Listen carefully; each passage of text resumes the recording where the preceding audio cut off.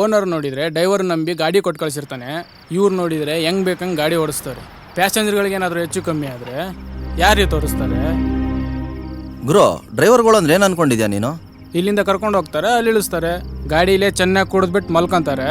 ಸಂಜೆ ಆಗ್ತಿದ್ದಂಗೆ ಮುಖಾನು ತೊಳೆದೆ ಗಾಡಿ ಎತ್ಕೊಂಡು ಬರ್ತಾ ಇರ್ತಾರೆ ಅಷ್ಟೇ.